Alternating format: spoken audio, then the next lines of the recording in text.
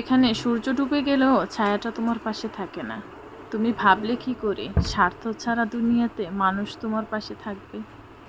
স্বার্থপর আত্মীয়রা দেখবেন সম্পর্কের নামে শুধু তাদের প্রয়োজন আর চাহিদা মেটায়। বিসমিল্লাহির রহমানির রহিম। আসসালামু আলাইকুম। আশা করি সবাই ভালো আছেন, আমিও ভালো আছি। নতুন একটা ব্লগ ভিডিও নিয়ে আপনাদের সাথে হাজির হলাম। আশা করি সবার কাছে ভিডিওটা ভালো লাগবে।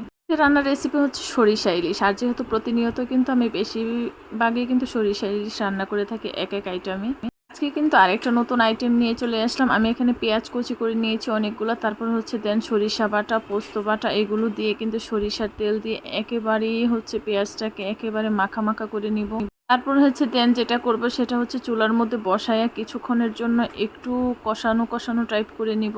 মাছগুলোর যাতে ভিতর থেকে ডিমগুলো না বের হয় তা সেই জন্য আস্তে করে হচ্ছে বসিয়ে দিব উপরে। রান্না করার সময় কিন্তু জিভে চলে এসেছে, কারণ কি জানেন, এত সুন্দর একটা গন্ধ বের হয়েছে যেহেতু সরিষা বাটা দিয়েছে আর সরিষার তেল, সে বুঝতেই পারছেন খুব সুন্দর একটা গন্ধ বের হওয়ার কথা।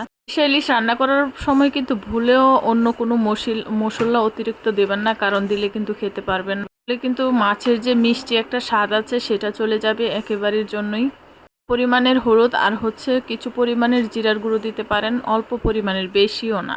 দেখতে পাচ্ছেন আমি প্রতিটা মাছ কিন্তু খুব সুন্দর করে বসিয়ে দিয়েছি এক এক করে। আর হচ্ছে উপরে আমি হালকা করে নিচ দিয়ে একটু নাড়া দিয়ে দিব যাতে মাছগুলো একটু নিচে চলে যায়।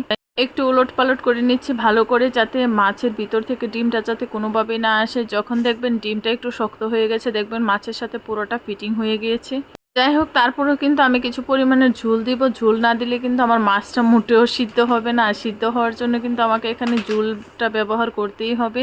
তারপরে আপনাকে কিছুক্ষণ সময় ধরে শুধু জাল দিতে হবে, বেশিক্ষণ লাড়াচাড়া করবেন না, তাহলে ভিতর থেকে ডিমটা বের হয়ে আসবে আর হচ্ছে মাছটাও একেবারে ক্ষয়ে যাবে।